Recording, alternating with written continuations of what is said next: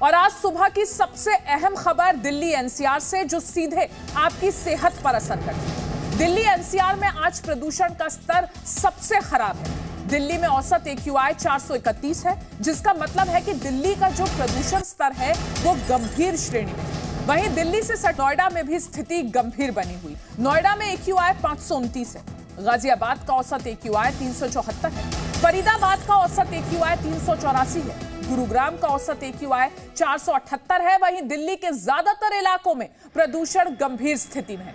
दिल्ली के धीरपुर में AQI 534 है, नेहरू नगर में 439 है। ये देखिए, आपको अलग अलग जगह का AQI दिखा रहे हैं और कहीं भी नजर डाल लीजिए, AQI जब आप देखेंगे तो तस्वीर साफ हो जाएगी। दिल्ली एनसीआर के लोग इस वक्त सांस नहीं ले पा रहे हैं। गैस चेंबर बना हुआ है दिल्ली एनसीआर का हर इलाका। ये सब घर से ही हैंडीक्राफ्ट का बिजनेस करके हर महीने लाखों कमाते हैं। आपको भी ये करना है, इनसे सीखना है तो फ्रीडम ऐप को अभी डाउनलोड कीजिए। और जी मीडिया संवाददाता शुभांग ठाकुर इस वक्त हमारे साथ लाइव जुड़ गए हैं इंडिया गेट से। शुभांग, जो स्थिति हम देख रहे हैं, AQI की स्थिति जो आप अपने मोबाइल स्क्रीन पर देख रहे हैं और जो आंखों से आपको दिल्ली एनसीआर के अलग अलग इलाकों में स्थिति दिख रही है और जो सांस लेने में महसूस हो रही है, वो स्थिति की गंभीरता को बताने के लिए काफी है।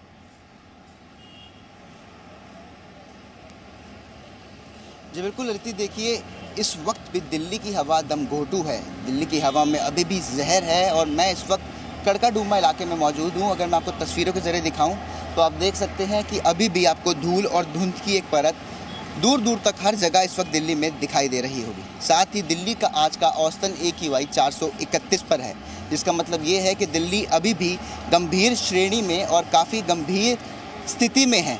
कल के मुकाबले बेशक आज का जो औसतन AQI है वो थोड़ा गिरा है, कम है, क्योंकि आज हवा की गति थोड़ी तेज़ है, लेकिन उसके बावजूद जो खतरा इस वक्त दिल्ली के रहने वाले लोगों पर है वो बहुत ज़्यादा है। अभी भी आंखों में जलन हो रही है, खांसी हो रही है, तबीयत ख़राब हो रही है। डॉक्टर से भी बात हो रही है तो वो कह रहे हैं कि बिल्कुल अभी रेस्पिरेटरी ऑर्गन्स में आपको खराबी देखने को मिल सकती है, क्योंकि ज़्यादा से ज़्यादा इस वक्त आप देख सकते हैं हर तरफ आपको प्रदूषण ही दिखाई देगा। जी अदिति। जी शुभांग, एनसीआर की अगर बात है, मतलब आप नोएडा देख लीजिए, गाजियाबाद देख लीजिए, फरीदाबाद देख लीजिए, गुरुग्राम देख लीजिए, AQI हर जगह गंभीर श्रेणी में है। बिल्कुल रीति, खासकर नोएडा में तो AQI कुछ ज़्यादा ही है, 500 पार है, यानी कि वो बेहद खराब, बेहद गंभीर श्रेणी में इस वक्त है। और अगर बात हम गाजियाबाद की करें, फरीदाबाद की करें, गुड़गांव की करें, तो ये सब इलाके भी इस वक्त गंभीर श्रेणी में ही है।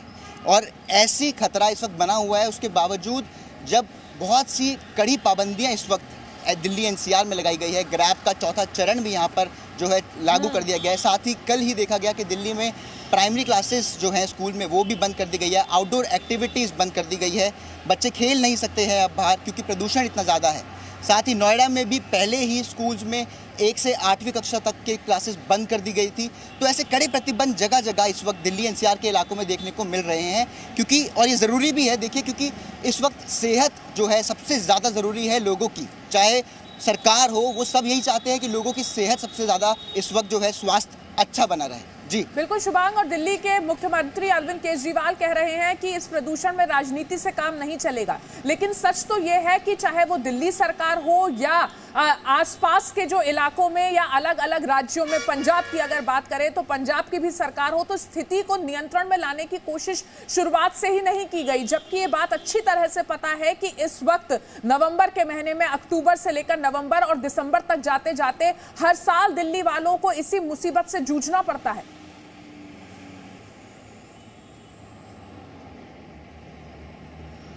बिल्कुल रीति, हर साल यही होता है और इस बार इसी को देखते हुए 15 दिन पहले दिल्ली में जो ग्रैब का पहला चरण था वो लागू किया गया था। लेकिन आप देख सकते हैं उसके बावजूद चाहे दिल्ली हो या उसके बाहर की जगहें हों, उनके हवा खराब ही है। और इसका कारण भी यही कहा जा रहा है कि दीपावली के बाद से हुआ, लेकिन जो इसका अहम कारण वो यही है कि पंजाब, हरियाणा, यूपी में जो पराली जलाई जाती है उसका एक बहुत ही खतरनाक असर दिल्ली में देखने को मिलता है, क्योंकि दिल्ली सेंटर में पड़ता है उनके, तो वो एक बहुत बड़ा कारण रहता है। और उसके बावजूद सरकारों को जो प्रतिबंध थे वो पहले लगा लेने चाहिए थे, जैसे कि अभी बात भी हो रही है कि ऑड इवन भी एक बार फिर से लागू हो सकता है। स्थिति इतनी ख़राब हो गई है, पता नहीं सरकार किस चीज़ का इंतज़ार कर रही है।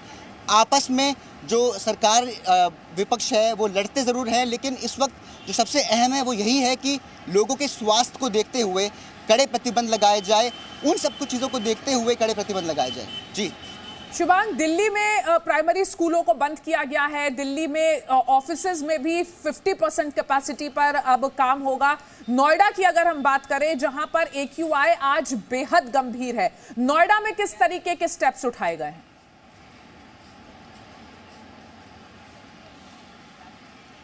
बिल्कुल, देखिए नोएडा में भी 1 से 8वीं कक्षा तक जो है स्कूल बंद कर दिए गए हैं। उसके बाद वहाँ पर भी आउटडोर एक्टिविटीज़ जो हैं वो बंद कर दी गई हैं।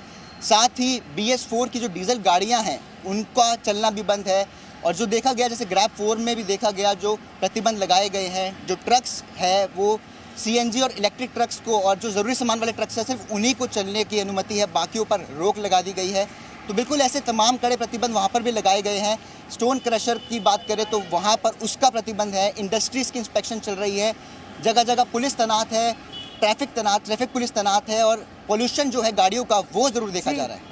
जी बहुत बहुत शुक्रिया शुभांग आपका इस पूरी जानकारी के लिए। आगे बढ़ते हैं। बीजेपी ने केजरीवाल की तुलना हिटलर से की है। बीजेपी नेता तेजिंदर पाल सिंह बग्गा ने केजरीवाल की तुलना हिटलर से की। केजरीवाल पर दिल्ली को गैस चेम्बर बनाने का आरोप लगाया। बीजेपी नेता बग्गा ने केजरीवाल को दूसरा हिटलर बताया है। तो इस वक्त की यह बड़ी खबर, दिल्ली में प्रदूषण को लेकर अब राजनीति भी हो रही है और बीजेपी ने केजरीवाल की तुलना अब हिटलर से कर दी है। बीजेपी नेता तेजिंदर पाल सिंह बग्गा ने केजरीवाल की तुलना हिटलर से की। बग्गा ने दिल्ली को गैस चेम्बर बनाने का आरोप लगाया है केजरीवाल पर, और ये देखिए किस तरीके से ये होर्डिंग लगाए गए हैं, केजरीवाल इज सेकेंड हिटलर। ये देखिए तस्वीरें, देखिए किस तरीके से केजरीवाल को यहां पर प्रदूषण को लेकर घेरा है बीजेपी ने। Kejriwal is second, Hitler was first.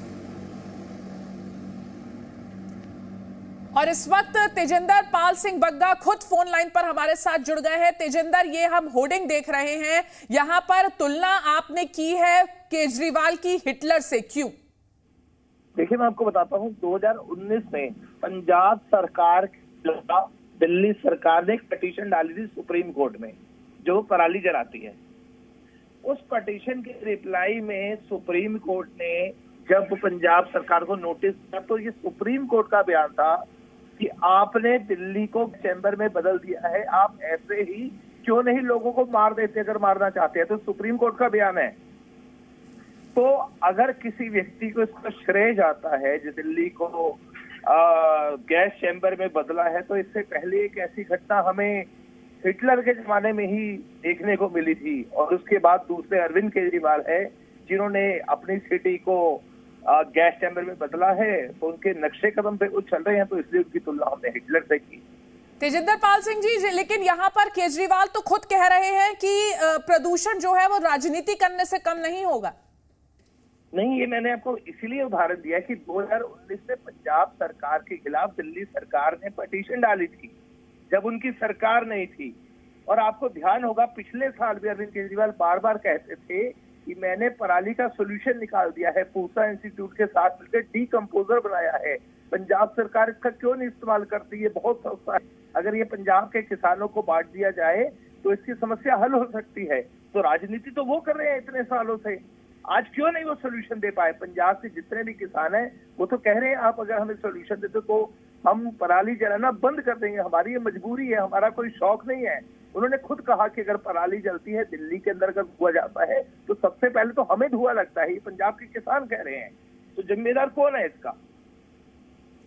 Tejinder Pal Singh, लेकिन यह भी बात सच है कि अगर पंजाब की पराली सबसे मुख्य कारण होता है प्रदूषण का इस वक्त दिल्ली में, हरियाणा और उत्तर प्रदेश में भी वही स्थिति है।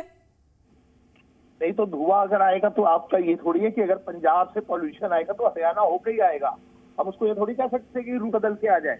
अगर पंजाब के अंदर पराली की 21,000 घटनाएं पिछले 10 दिन के अंदर हुई है, वो सारे स्टेट्स को इफेक्ट करेगी, सिर्फ दिल्ली को नहीं करेगी। पॉल्यूशन को नहीं पता कि बॉर्डर पार हो गया है। तेजिंदर पाल सिंह जी, यहाँ पर केजरीवाल को लेकर लगातार अब ये भी आरोप लग रहे हैं कि केजरीवाल के लिए इस वक्त गुजरात चुनाव ज्यादा महत्वपूर्ण है। दिल्ली के लोग का जो दम घुट रहा है वो स्थिति दिल्ली के लोगों की उन्हें नजर नहीं आ रही है। निश्चित रूप से आप देखिए, पंजाब के मुख्यमंत्री और दिल्ली के मुख्यमंत्री पिछले 10 दिन से अपने स्टेट के अंदर नहीं है। पंजाब के अंदर इतनी बड़ी पराली जलाने की घटनाएं हो रही है, लेकिन दोनों मुख्यमंत्री गुजरात के अंदर, हिमाचल के अंदर पॉलिटिकल टूर कर रहे हैं। उनको मतलब ही नहीं है अपने अपने स्टेट से। कल उन्होंने प्रेस कॉन्फ्रेंस, जो ज्वाइंट प्रेस कॉन्फ्रेंस की, वो भी दिल्ली या पंजाब से नहीं की, गुजरात के अंदर से की। तेजिंदर पाल सिंह जी, विपक्ष होने के नाते आपने अब क्या प्लान बनाया है आगे का, ऐसा प्लान जो दिल्ली के लोगों की मदद कर सके?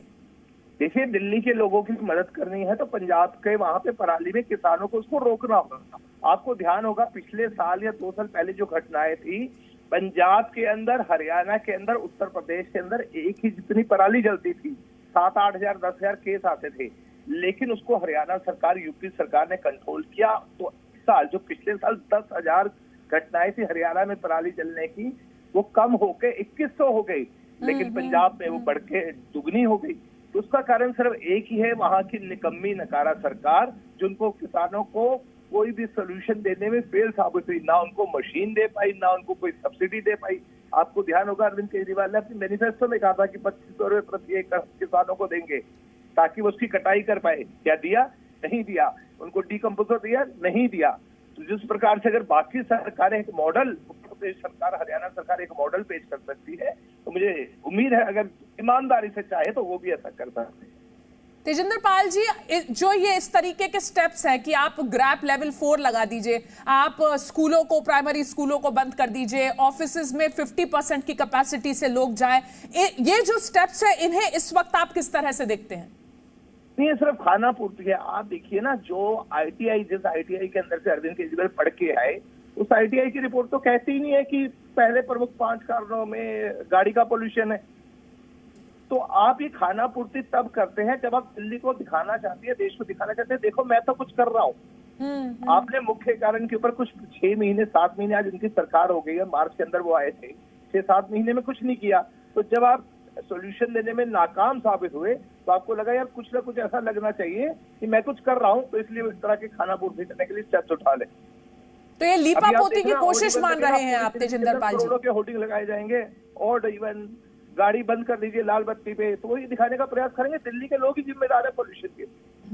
आपने गाड़ी बंद नहीं की इसलिए पोल्यूशन हो गया। बहुत बहुत शुक्रिया तेजिंदर पाल जी हमारे साथ जुड़ने के लिए। ये सब घर से ही हैंडीक्राफ्ट का बिजनेस करके हर महीने लाखों कमाते हैं। आपको भी ये करना है, इनसे सीखना है तो फ्रीडम ऐप को अभी डाउनलोड कीजिए।